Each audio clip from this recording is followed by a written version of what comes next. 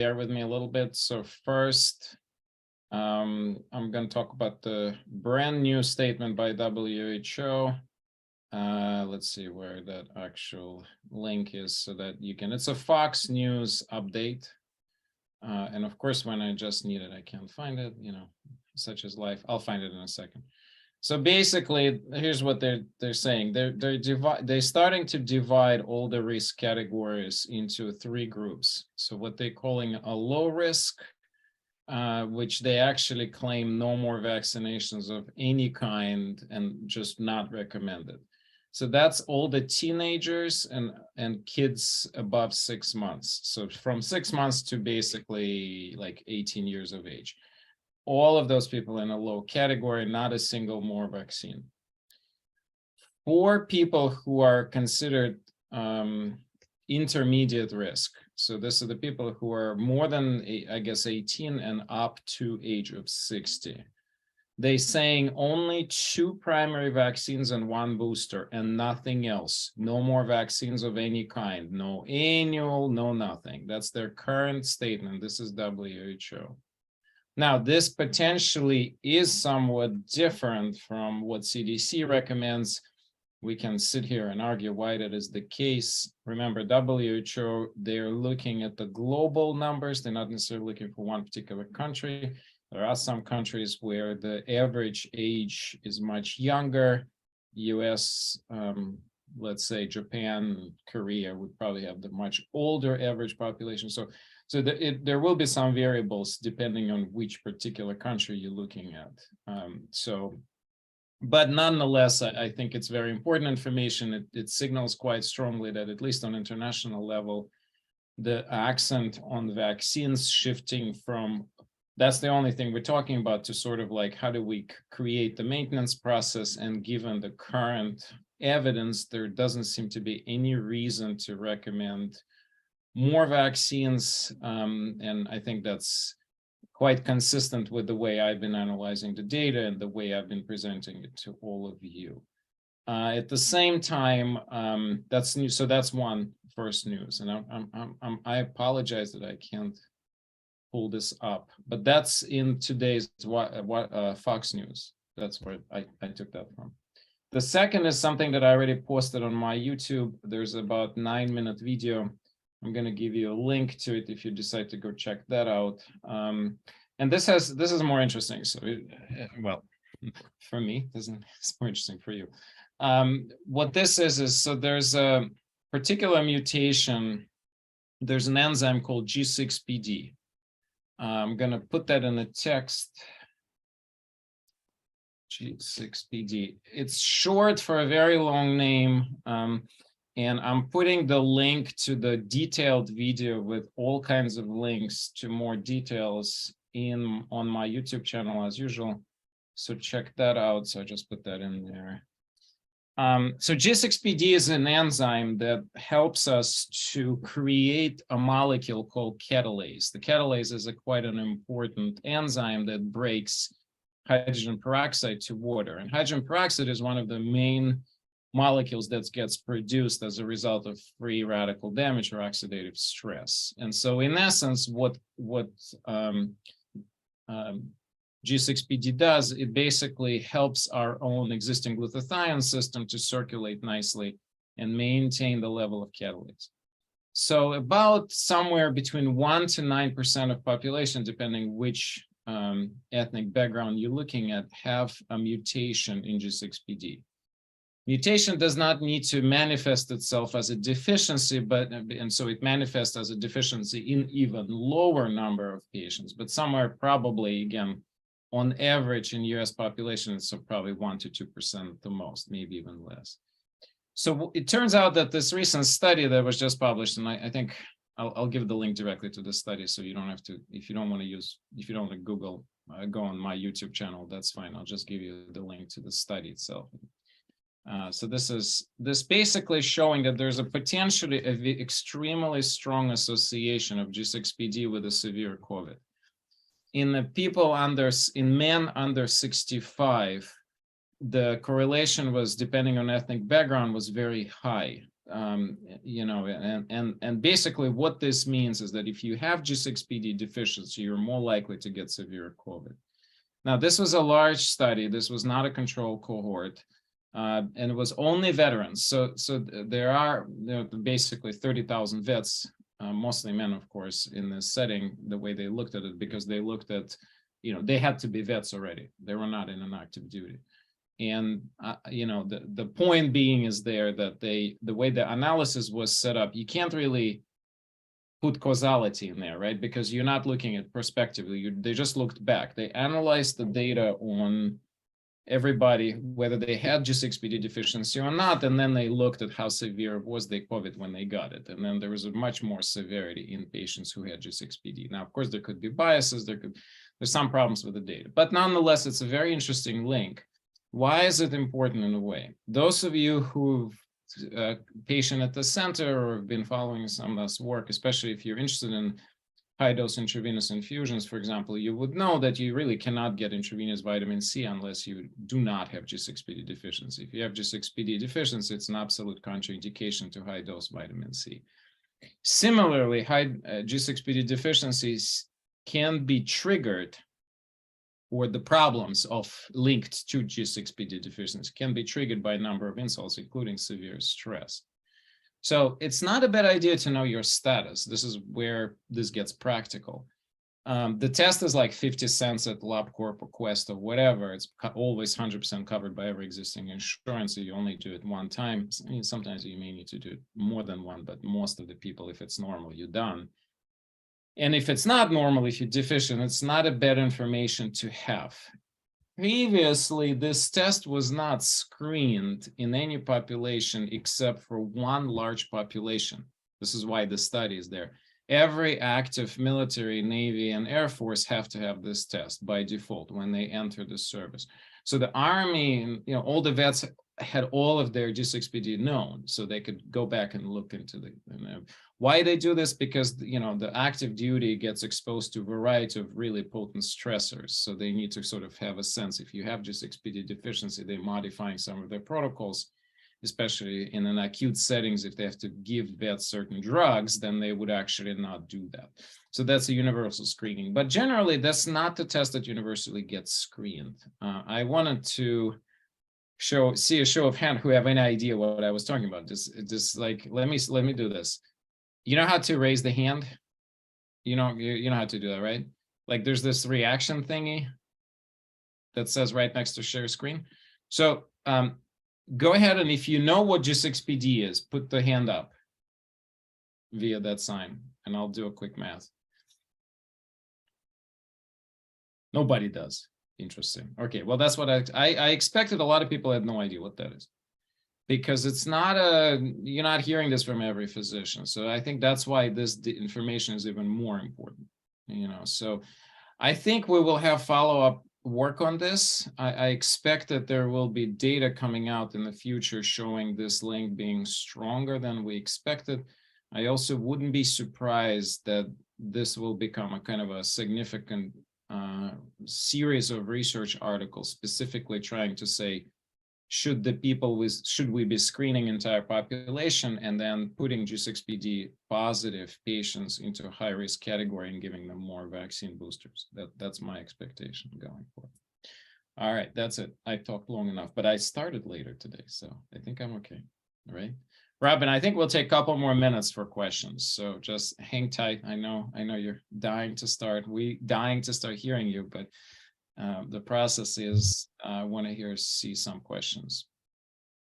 All right. Can you take a question, Dr. Kogan? Go for it, Linda. Okay, two.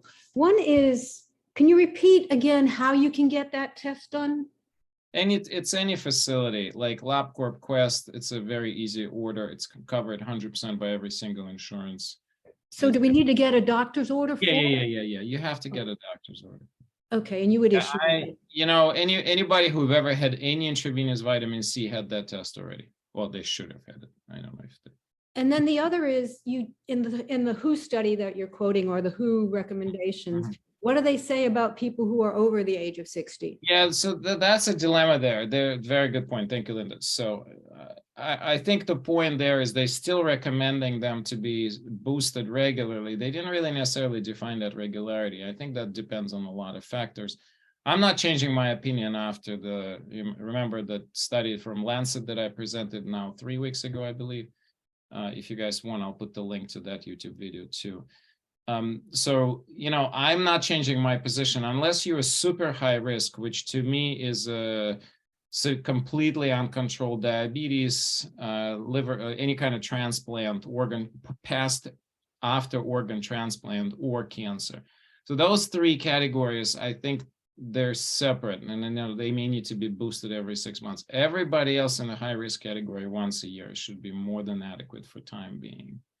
That is my, for now, unwavering position. Now, of course, that position is going to waver as soon as we get the additional data, but for now, that's what it is. I'm putting that what this was based on in the chat, so check that video out. I will promise you that I'll try to keep all my videos under 20 minutes. I think this one was just a little over simply because there was a lot to discuss there. Yeah, it was 26-minute video, but the one that I just posted on the G6PD, I kept it under, I think, 11 minutes or something. It's much shorter. My last question is, how long do you consider immunity or antibodies last if you did have COVID for any kind of protection against getting it again? So we think it's way better than the vaccines. That's what I was trying to say. So by the looks of it from this study that I just put in a link, there was no continuous trailing off at 10 months. It's just steady at 90% protection at 10 months. So because we didn't see that trailing off, I'm not changing my position. I'm saying whether you had a booster or you had a natural immunity, count a year from that point and wait until more data comes out, because unless something changes, I don't think there's any reason to boost any additional times. Again, remember there's certain exclusions. Now, of course, you have to take this with a grain of salt, because what if you don't have those 3 conditions, but you still consider, like, let's say somebody has a severe autoimmune disease and they're on some kind of a very potent immune suppressant. Okay, that's another category. But I mean, you're going to end up with more categories, but they will be quite unique. So they'll be specific and narrow, and you would really need to talk to your provider to figure that one out. Make sense? All right, good. I'm going to check the chat. Of course, Al had some good comments. Thank you very much. Please do check out his links. Yeah, turmeric makes a whole lot of sense, right? It's an anti-inflammatory. You would expect a milder course of illness. You would also potentially expect literally a less symptoms from the get-go, like even the less symptoms from the actual active infection because of the mechanism of action. All right. I'm going to screen some of the Al's links a little later because I actually want to see what they are. I don't think I have time to answer that more specifically. I seem to have missed your state. Okay, so the high risk is considered people by okay, so WHO and CDC have a little differences in how they categorize the risks. The low risks, everybody in agreement with, basically kids, young adults, and teenagers. So in states, they ended that low risk somewhere in the mid-20s. For some reason, I can't quite understand this exactly. WHO ended at the age of 18. To me, 18 and 21 is the same age. So I don't fully understand that, why they picked that. The intermediate risk was, healthy adults from 18 to 60, including, I guess, 60. Over 60, they put all of those people into high risk category. I disagree with all that, but I'm just telling you what I've read. Right. So it's not necessarily that I'm in a full agreement with that. Like, I will not consider 62-year-old who has no healthcare problems high risk. I'd call them still that intermediate risk. And I may even consider 66-year-old healthy still in that same category. I'm going to risk stratify to the patient in front of me. I may consider 54-year-old high risk if they have mild diabetes even, because I may look at some of their data and say, wait a second, diabetes may be mild, but the person is sick. So it's not as simple as that, but it's a good point. Good luck trying to get a doctor. No, actually, I think this is a very, very rudimentary, simple test. So actually, you'd be surprised. This is one of the few. It's like asking people to check your blood type. It's not that off the mark in that sense. So you may be more sympathetic for this test. It's literally just a couple of dollar test. Because it's that simple. It's like really, really old test. I mean, this deficiency has been known for at least 50 years. It's a very, it's thought to be protective against malaria. And we think that that's how it appeared, because it creates a high oxidative boost during the infectious states with any bacteria or virus. The belief is that chronic malaria, people with G6PD deficiency were tolerating it better. They were creating a larger boosts against the bacteria. So, but it's a theory. It's actually, I don't think it's ever been proven.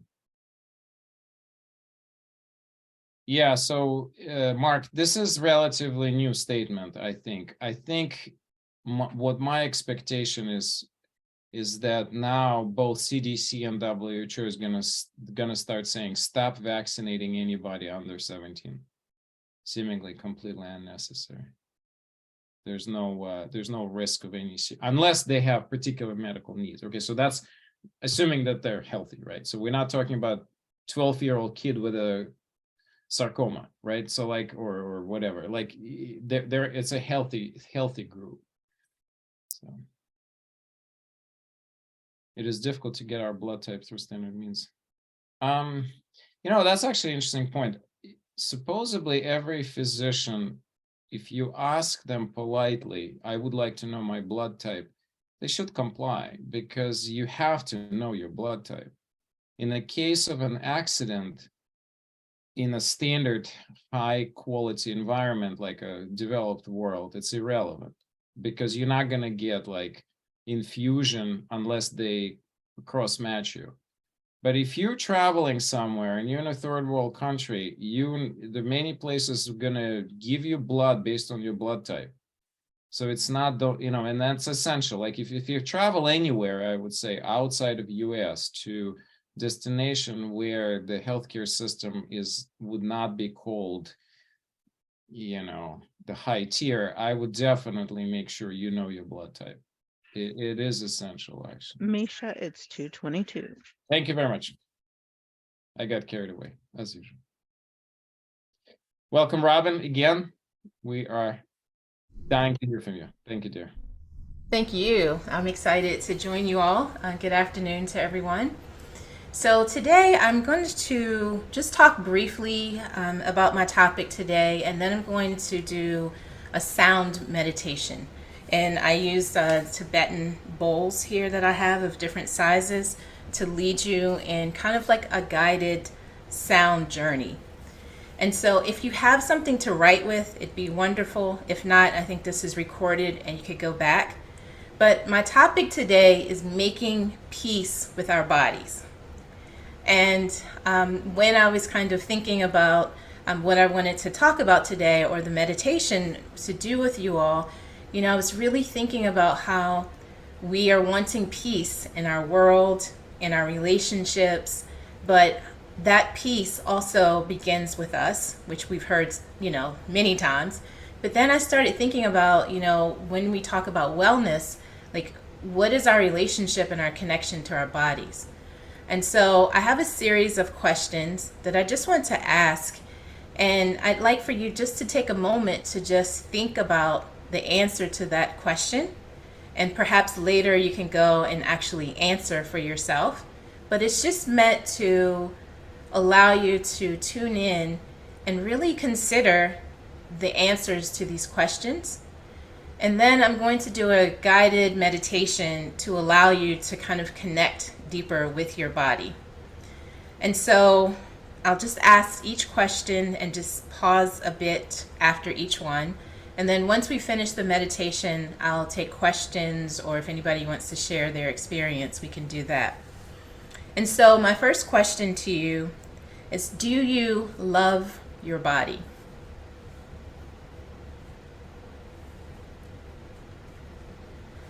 Are you grateful for your body? And if so, how do you express gratitude for your body or to your body? How do you connect to your body? How do you relate to your body?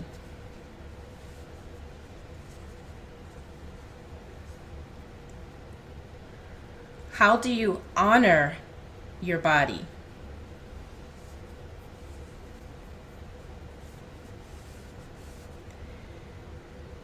And what is your relationship with your body? Are you angry with it? Do you feel frustrated with it?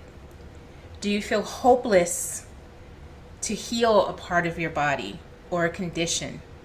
Do you want to change its appearance in any way? Do you compare your body to other people's bodies?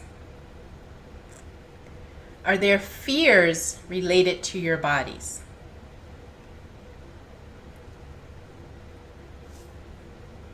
Is your body in pain?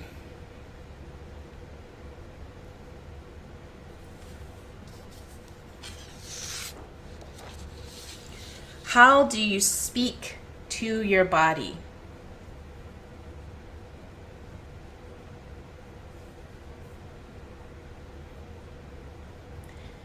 Do you consume things that make you feel good, that make your body feel good? And consumption is not just what you eat, but what you watch, what you listen to. So do you consume things that make your body feel good? Which activities make your body feel good?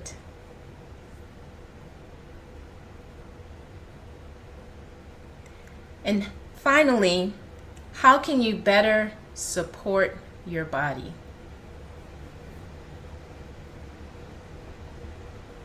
And these are all questions that you can go back and really take time to think about, to contemplate, to answer. And so I want us to kind of use our heart space. And so I would ask each person to just begin by taking a deep breath in through the nose and out through the mouth.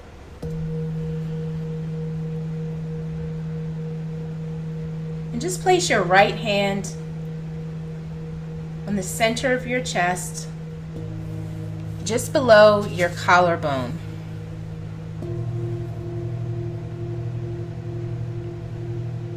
And just feel yourself make the connection to your body.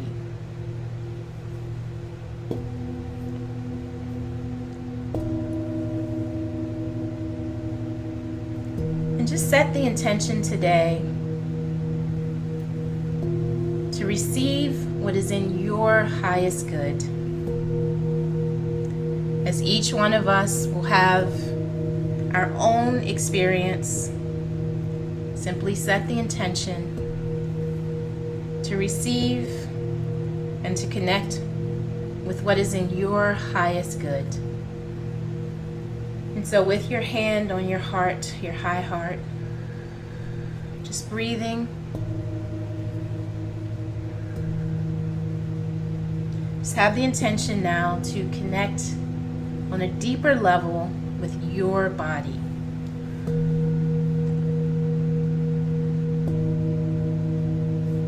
And continuing to breathe, feel yourself making that connection in a deeper way, in a new way. Recognizing that your body is sentient. It feels, it thinks, and perhaps that it can even speak to you.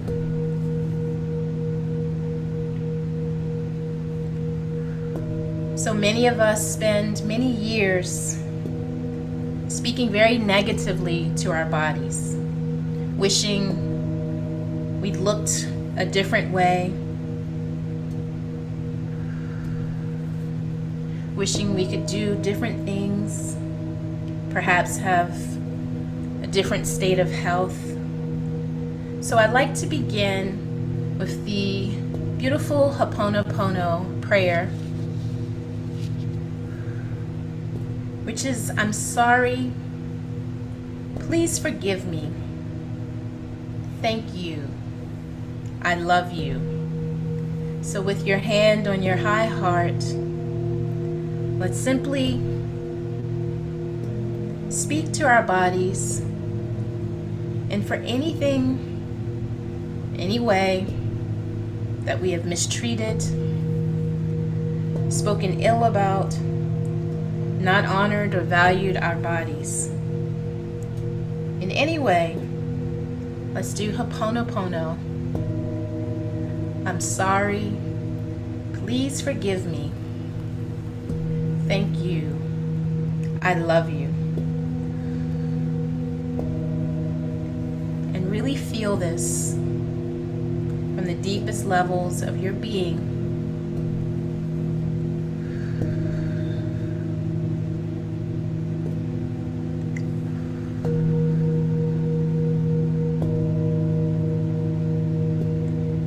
And take a moment to just express your gratitude for your physical body, for all the beautiful things that you get to experience, for all the places you've been,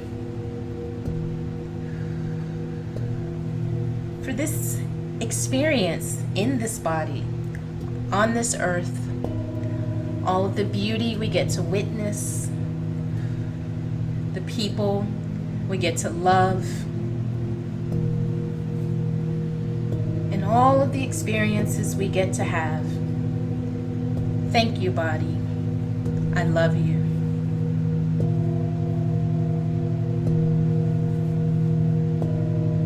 Thank you, body. I honor you.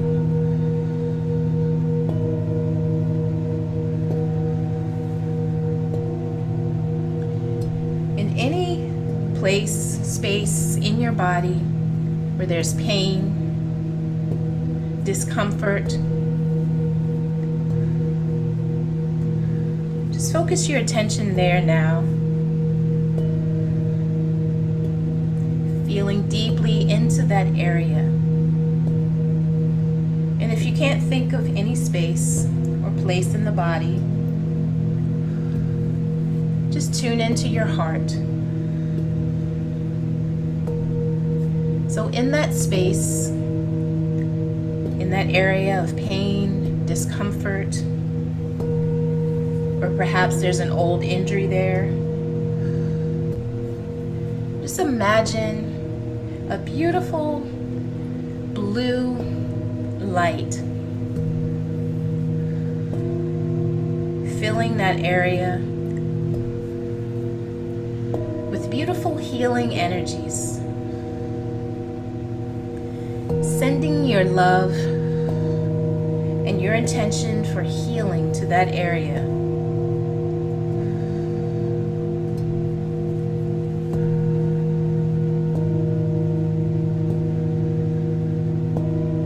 Feel the pain or discomfort dissipate.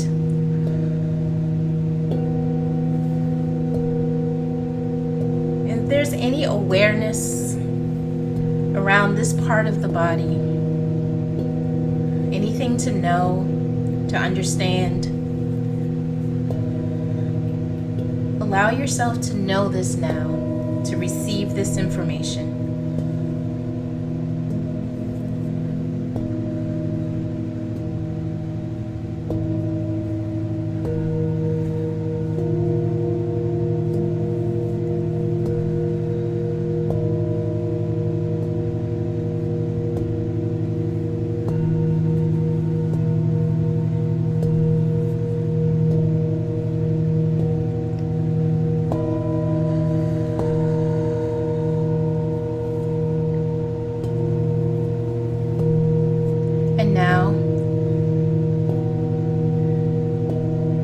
Let's just send love to each of our organs, each of the major organs, the heart,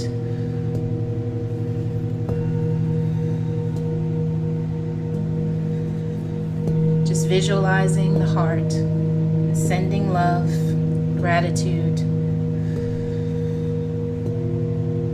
and intention for healing to the heart.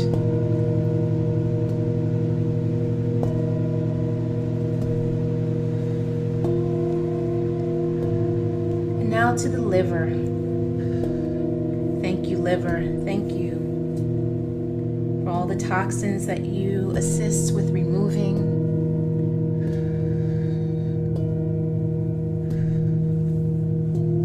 Sending healing energies to the lungs.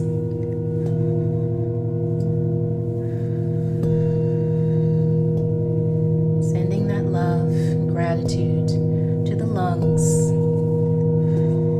Deeply honoring our breath with the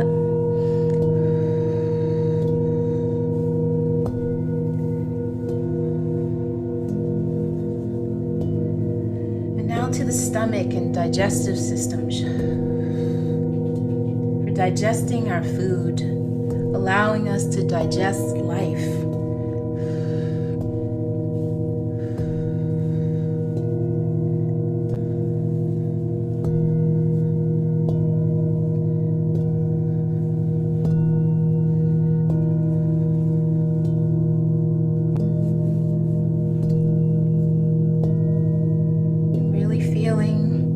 Each of the organs that have their own unique energy, their own unique signature, their own unique role in operating the body as a whole.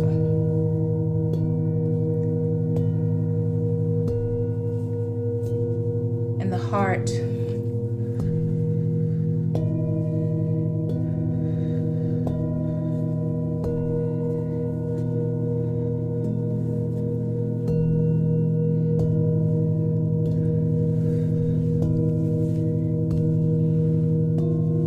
each of the organs that are part of the major systems in our body. Just identifying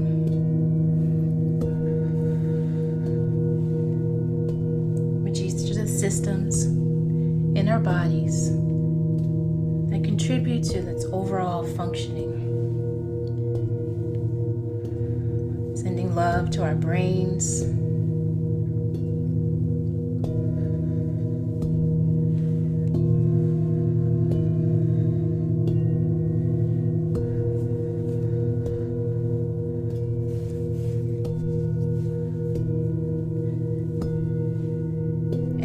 just giving gratitude for this amazing functioning technology that our bodies are.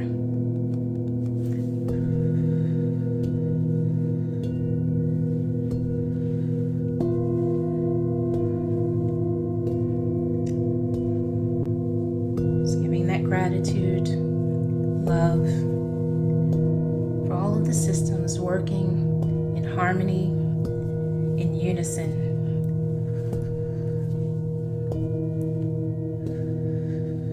Contributing to our state of optimal health and wellness.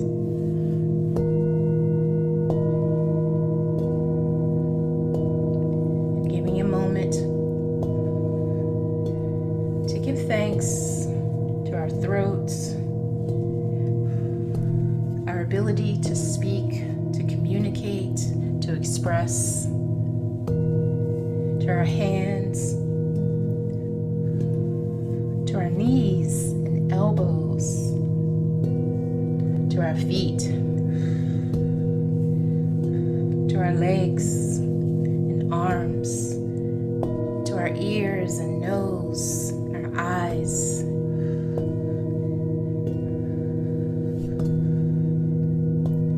Just think of all the beautiful senses that allow us to experience the world, that allow us to taste and see, smell and hear. What a beautiful blessing our bodies are.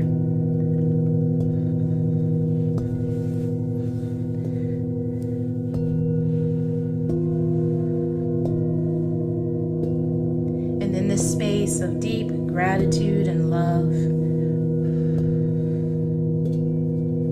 Thank you, body. Thank you. I honor you.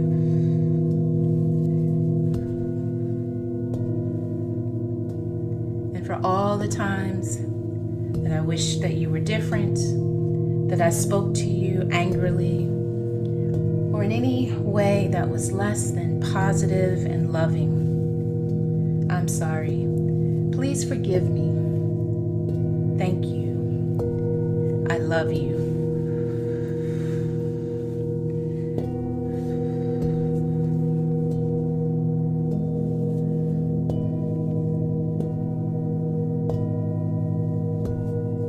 And feel this new connection with your body, your ability to communicate with it,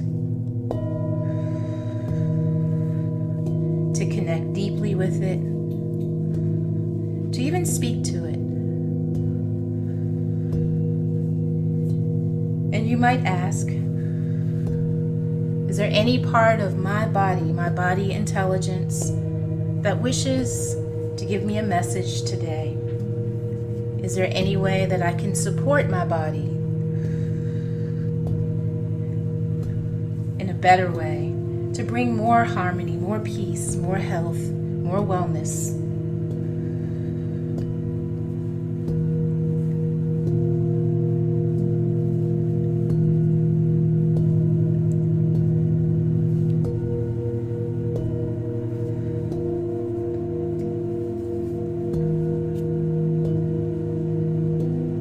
And really allowing the body, its intelligence, to communicate with you, to speak to you, to give you that awareness of what it needs, what it wants, what it desires.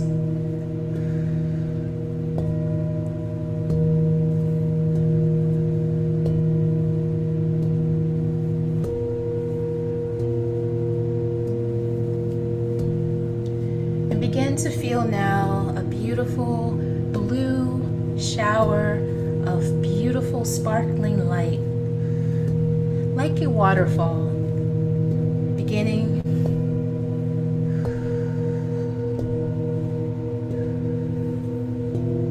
to fall all around your body, cleansing, healing, assisting in whatever way your body requires or needs. Allow this water, this beautiful blue water, to provide you with what you need now, with what your body requires. And as this beautiful waterfall falls on every part of the body, allow any fears to be washed away.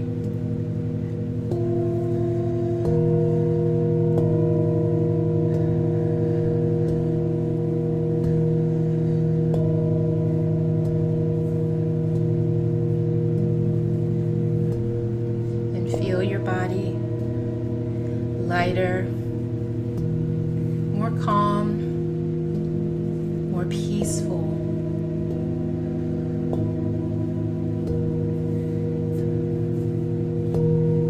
And feel your body's gratitude for you, for your attention, for your intention, for your willingness to connect and communicate.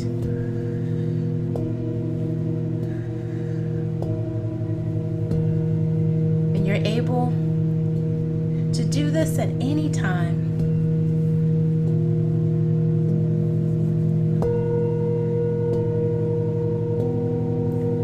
So taking a deep breath.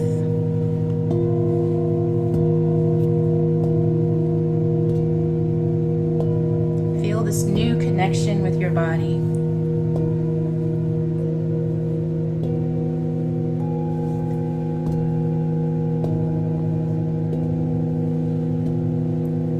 Once again, expressing your love and gratitude to have this opportunity to experience life.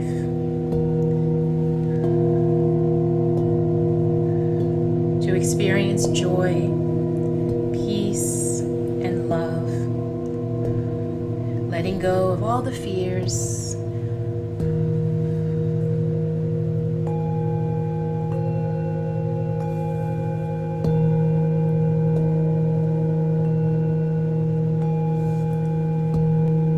Taking another deep breath. Allowing your heart, your high heart in the center of your chest, to simply expand, welcoming in more love, more joy, more grace.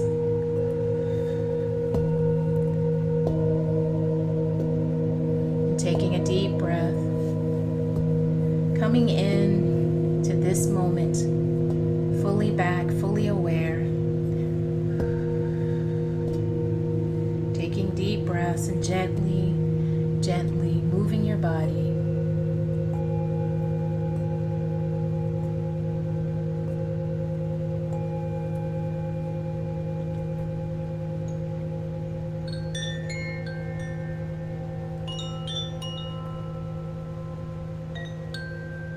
Fully aware and back in this now moment. Fully integrating.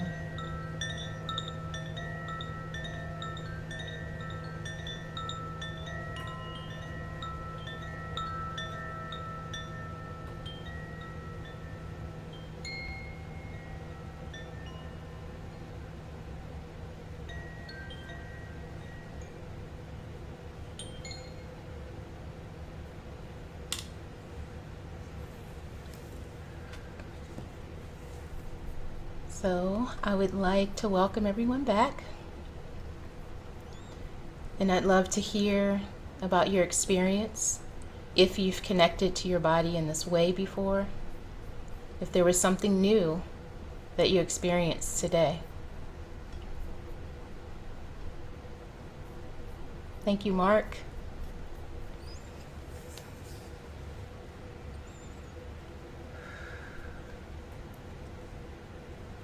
You know, it may sound a bit nuts to some people, but when I have tuned into my body with things that were going on, sometimes I get answers to maybe it was a food that I've been eating that my body doesn't care for anymore. Sometimes it's supplements, sometimes it's more rest, sometimes it's nature.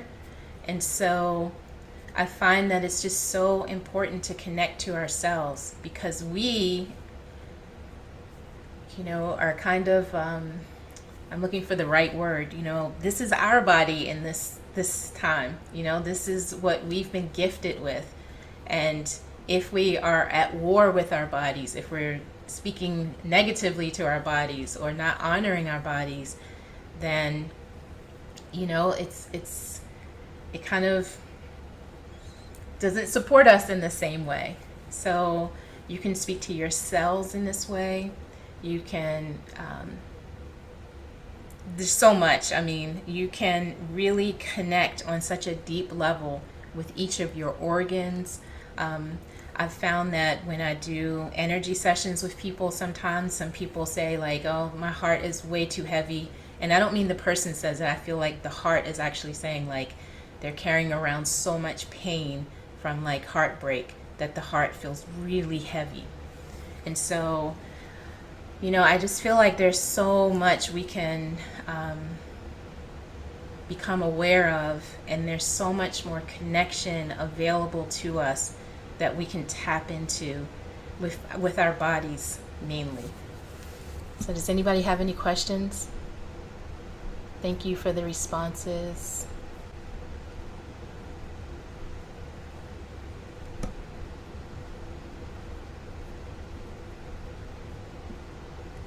Yes, nature.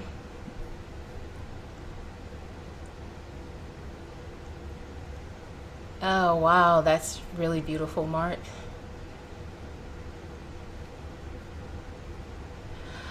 Actually, my bowls, I'm actually not even sure, because I use these Tibetan bowls. I have different ones that correspond to different notes, but I'm actually not even sure of the hertz of each one.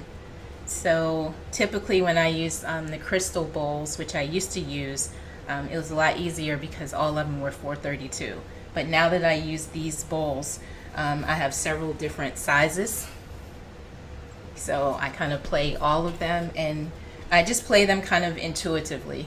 So there's no like rhyme or rhythm necessarily. I kind of just like play them intuitively as I'm going. So yes, absolutely. You could do this practice with other types of music or chant, and you can just do it without anything. You can always do it. The reason that the sound helps is because it allows you to get out of your mind. Because sometimes when you're in your mind, you're like, wait a minute, did I just hear that? Is that right? So it's like the sound just helps you to tune in a deeper level and to get out of the mind. Awesome. Thank you. And does anybody else have any other questions? Or any questions? I really appreciate you all being open to receiving this today. And I do hope that you will continue to connect in a deeper way with your body. And I think just growing up in this society across the planet, all of us have had times where we've compared our bodies to someone else's, or wished that it was something else, or wish that something wasn't happening or going on. So it's like really connecting and just really honoring when we really think about what we get to experience through our bodies. It's really incredible. And that gratitude and love and connection, it also helps us to heal in a much deeper way. And so I was saying that I actually don't know the frequency of my bowls. They are all different notes. And before I had crystal bowls, and I was saying that they were all attuned to 432.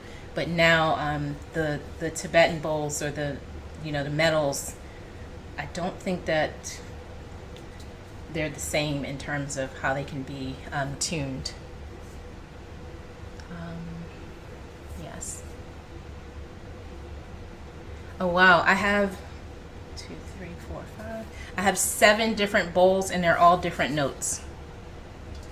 And it's really funny because I'm not really I don't even think about that. I just play them. And I have only one that I still have the sticker, and this was a G. But honestly, I don't even remember. I just kind of it's more like I can feel the bowl when I went to pick them out. And so I kind of selected them for that, and then I listened to them and played them all together to get kind of the feeling that I or the pitch, I should say, that felt good to me. The vibration that felt good to you. Yes, thank you. So does anybody have any questions? You can go ahead and unmute yourself if you have a question. I think I looked at all of the comments. And it's also okay if you don't have any questions. Okay.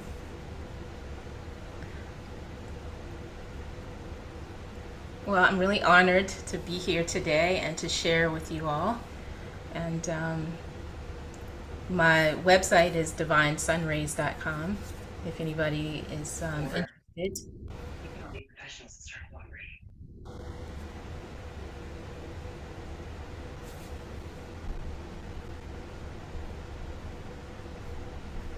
Okay.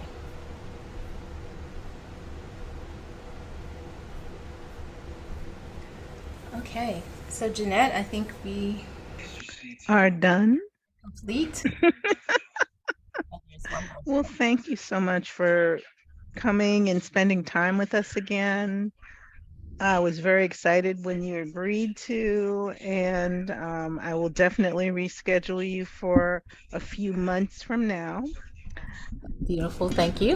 Oh, there's a question from Al. Yes, I'm actually answering it.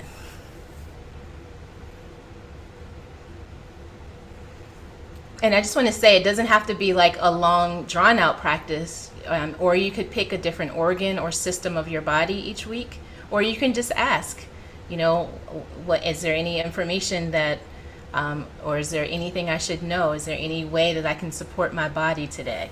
And especially now, I think with everything that's going on, really tuning in to see, like, you know, maybe I need to eat a little lighter today, or maybe I need to rest more. Like, I think that all of us are having very different experiences with the, you know, energies and with a lot of the stressors that we're experiencing these days. So, yeah. Okay.